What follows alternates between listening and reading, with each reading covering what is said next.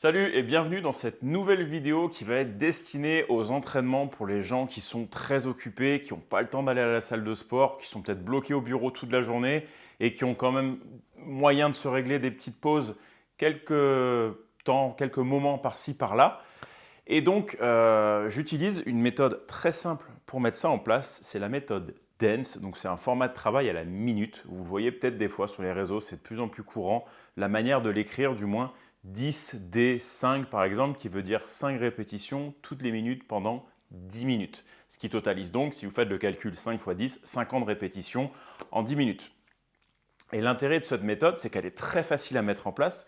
Et pour toutes les personnes qui sont très occupées, qui sont au bureau toute la journée ou qui sont comme moi assis à la maison devant son bureau à travailler, ça peut être cool de bouger un petit peu de temps en temps. Et j'essaye du coup de le faire moi 2 à 4 fois par jour, me prendre 5 à 10 minutes pour effectuer des petits entraînements très très simples à mettre en place avec ce format-là, donc dans le format de Dance et MOM, et qui vont me prendre entre 5 et 10 minutes.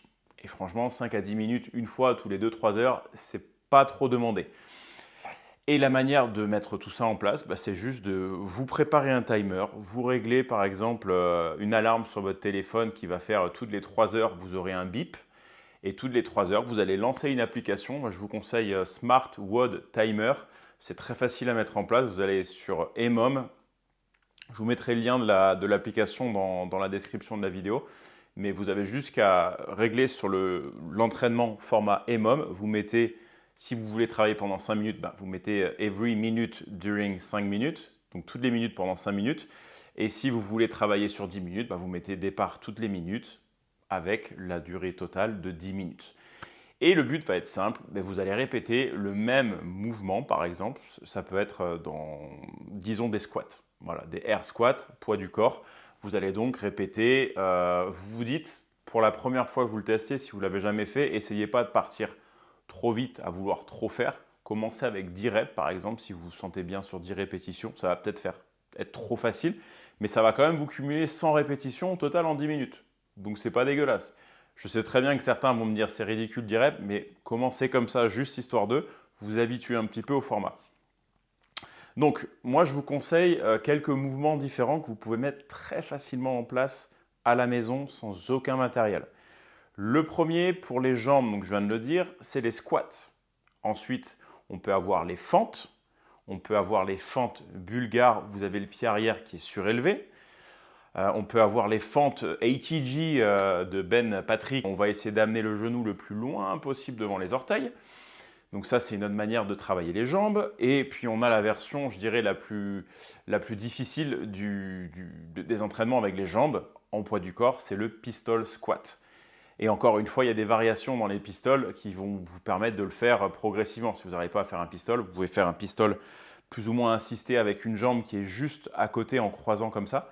Et vous pourrez faire quelques répétitions et progresser sur le mouvement avec le temps en ajoutant quelques répétitions, pourquoi pas 1 minute, puis ensuite 2 minutes, puis 3 minutes, jusqu'à arriver à rajouter une répétition sur les 10 minutes. Donc, pour les jambes, je vous ai donné les principaux exercices qui sont à mettre en place et qui sont plutôt faciles à mettre en place, qui ne vous demandent pas grand-chose. Rien du tout d'ailleurs, à part de l'énergie et un petit sourire et de la motivation.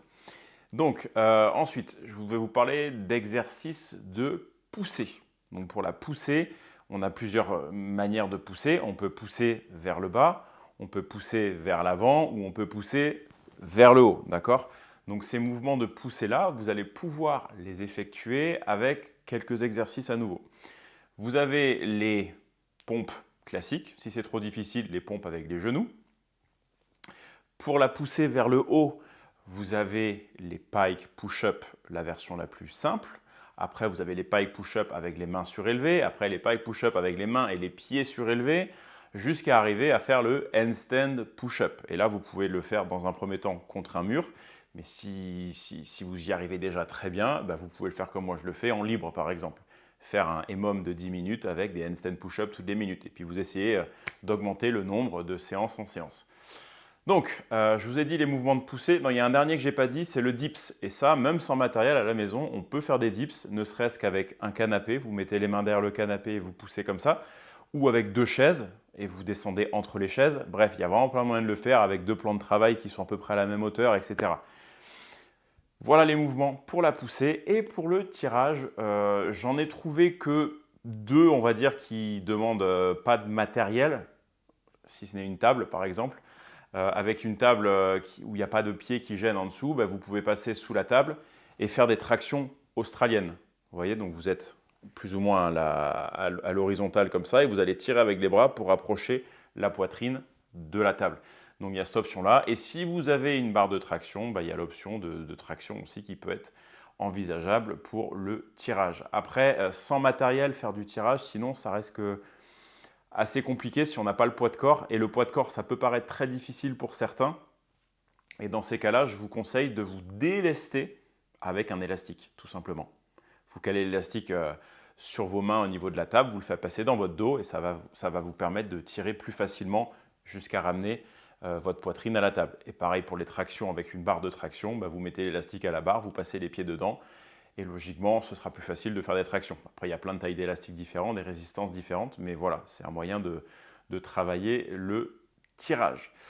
Donc, pour le tirage, on est bon, pour la poussée, on est bon, pour les jambes, on est bon. Et il y a un dernier truc qui, pour moi, devrait être fait un petit peu par tout le monde, c'est le travail un petit peu de coordination.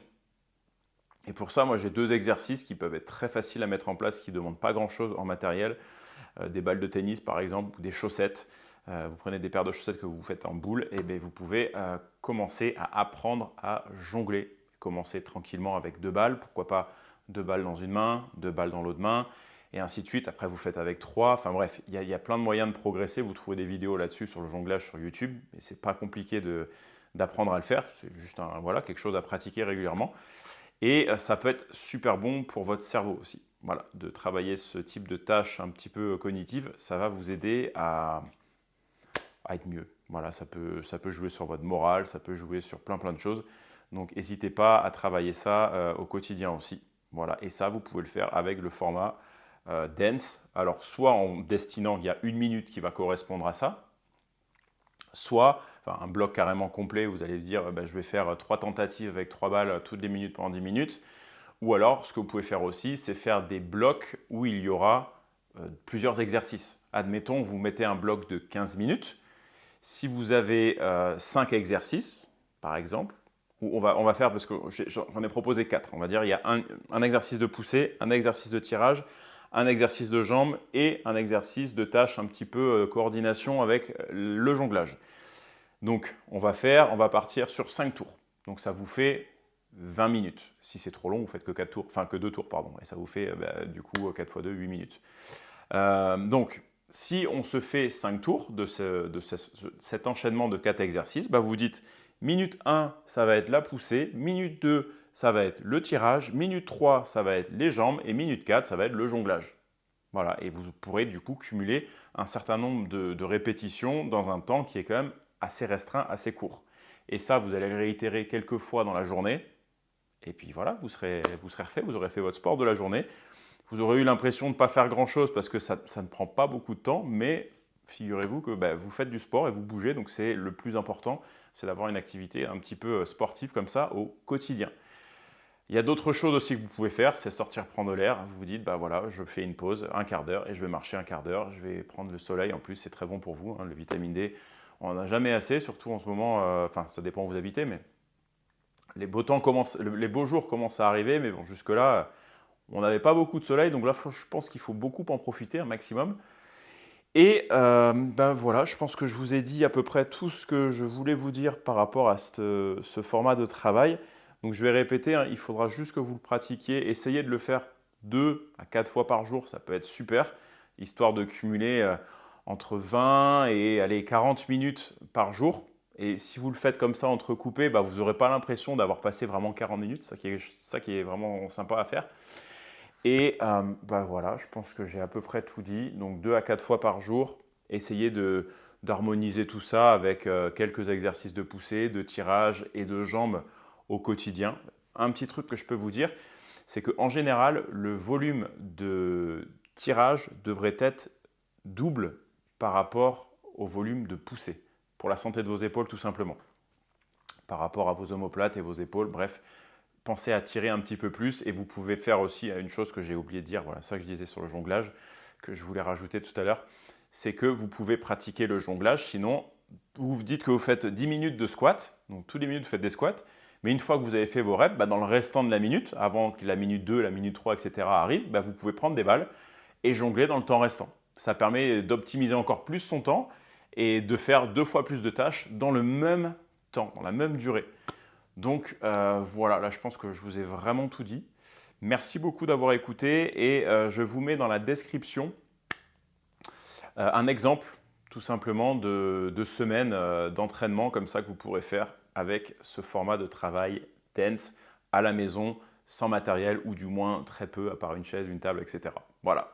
Merci beaucoup de m'avoir écouté et je vous donne rendez-vous très prochainement pour de nouvelles vidéos. Ciao!